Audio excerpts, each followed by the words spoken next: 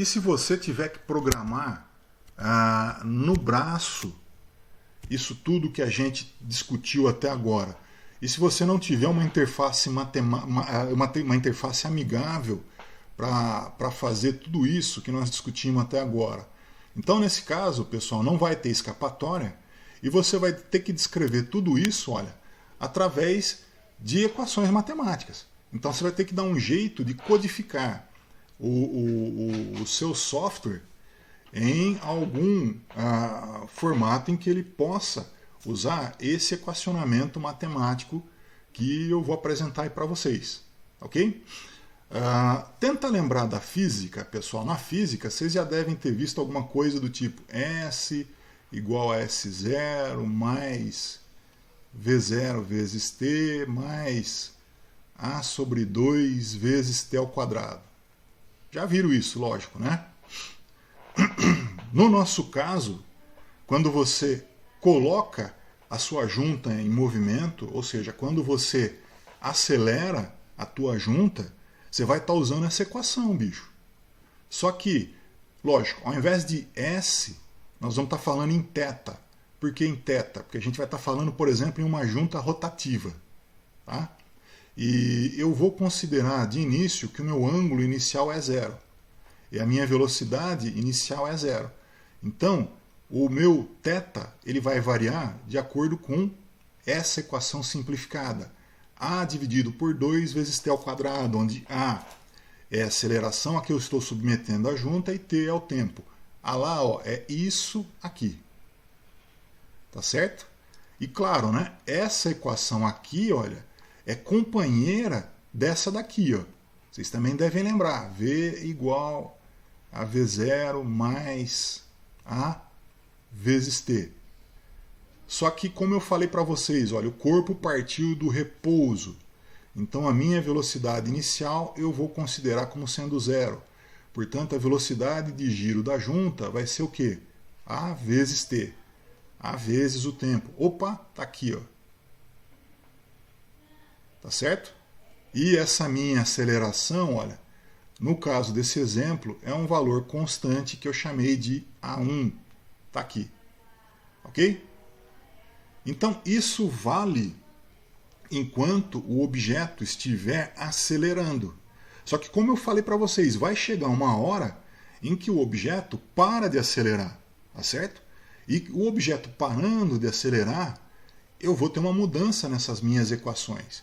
Ou seja, como eu comentei naquela explicação dos gráficos, entre T1 e T2, que é quando o meu objeto para de acelerar, como é que fica a minha equação?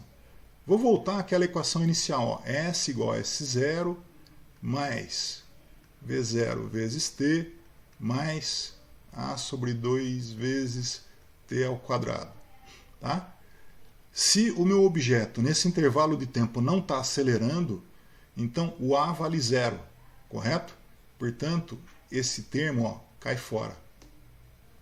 E sobra o quê? S igual a S0 mais V0 vezes T. S, para mim, é o θ, né? É o ângulo de rotação da junta. S0, toma cuidado agora, S0 é a posição da junta no momento em que eu cortei a aceleração. Tá? Eu estou chamando isso de θ0, por exemplo. Tá, ok? Ou, melhor, θ1, vai, já que é no instante T1 que isso acontece. Mas esse V0, pessoal, ele não é a velocidade lá do início do meu movimento, não. Ele é a velocidade que o corpo tem no momento em que a minha junta parou de acelerar. Tá? Então, olha, naquele momento em que a minha junta parou de acelerar, o meu ângulo de rotação ele vai variar de que jeito? Ele vai ser o ângulo que eu tinha no momento em que eu parei de acelerar, mais a velocidade que eu tinha no momento em que eu parei de acelerar, vezes o tempo. Tá? Lembrando que se eu não acelero, a minha velocidade ela é constante. Vejam de novo o gráfico aqui, olha. Opa, cadê o cursor? Cursor. Enquanto a minha aceleração vale 0, a minha velocidade é constante. Ela não muda, ela é fixa em V1. Ok?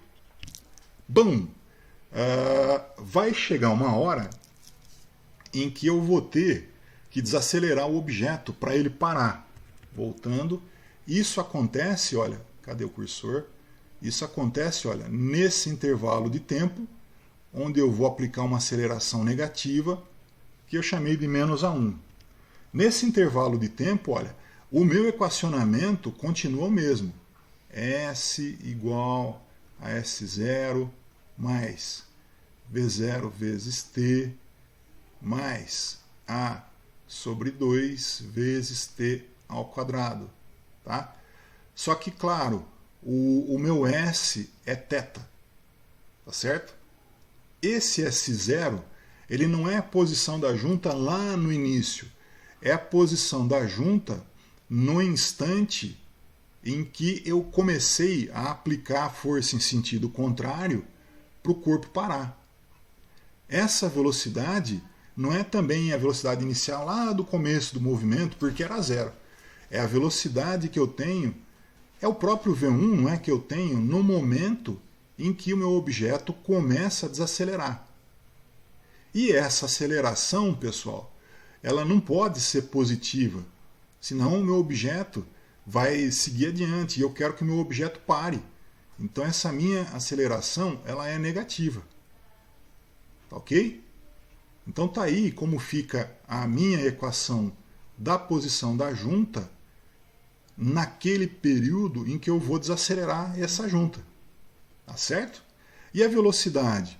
Também vou usar a mesma equação, né? V igual a V0 mais A vezes T. A velocidade da junta, ela vai ser o quê? A velocidade que a junta tinha naquele momento em que eu comecei a desacelerar, mais a aceleração, só que, opa, a aceleração ela não pode ser positiva, senão a velocidade vai aumentar, e eu quero o contrário. Eu quero que a velocidade diminua.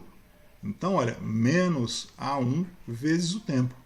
Então, é assim que eu considero a velocidade à medida em que eu tenho a desaceleração do meu objeto.